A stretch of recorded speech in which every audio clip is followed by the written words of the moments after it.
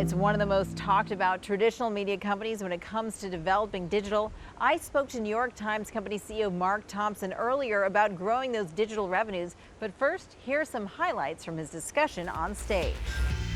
You would look at this and say there's a good business and a bad business, and you might want to spin off or even sell the bad business. The print platform and the digital platform are both fed from the same newsroom. I think print is going to be part of the economics, and profitable print is going to be part of the economics for many years to come.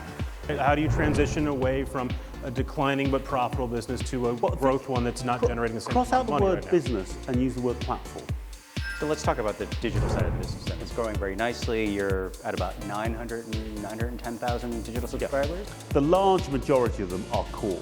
Our view about NYT Now, we think it's been a kind of, in many ways, a breakthrough for us in terms of how we think about smartphones. We've not sold as many subscriptions as we would have liked, and indeed are looking at whether subscription, certainly in the early stages of Now, is the best way of reaching that audience. Should you give it away or should well, you sell it? we're looking at that. How do you address the concerns that you're not growing digital advertising fast enough? That's a very good question. We want to. The challenge in accelerating it is growing it at the same time that some platforms, digital platforms, are themselves coming under pressure. Reduced consumption on desktop, for example, greater consumption on mobile, and in particular on smartphone. So our challenge is to manage that transition, but to focus on things like native advertising. We launched native advertising last year. That's a great new business for us. And what's great is native advertising works essentially just as well on smartphone as it does on desktop. Native advertising has certainly drawn a lot of criticism. How is your investment in native advertising going? We've now run more than 40 campaigns in 2014. We haven't had, I'm not aware of a single example of a consumer being confused. We label them incredibly clearly. The biggest thing about native advertising is the quality of the native content has got to be very, very high, and I think that so far we've achieved that. And so how important will native be to New York Times Company's growth? I think native is one of a number of things. Very big custom takeovers of our homepage or of our apps. Sponsorship is going to be a growing part of the story.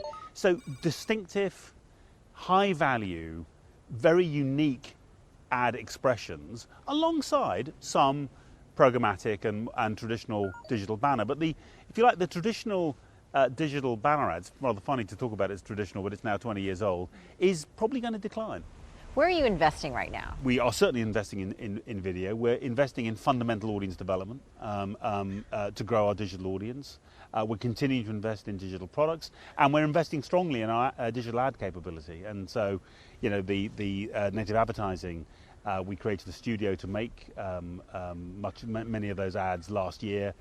It'll double in size this year and double again probably next year. And what is your vision for what the New York Times looks like a year or two from now? Well, I think the journalism doesn't need to change. I think that the idea of the best journalism in the world, helping thoughtful readers make sense of a very complicated world, I think that doesn't need to change at all. But we're going to be more and more focused on doing that across many, many platforms, and of those platforms, the single most important platform in the future is going to be the smartphone. The New York Times has done a lot of cutbacks, a lot of layoffs. Are you done? The character of the change we're going through means that we have to, even though we're growing our revenues, as we lose very high margin print revenue, particularly print advertising revenue, we have to constantly look at our costs. That's a fact of life for us and pretty much for every legacy media company.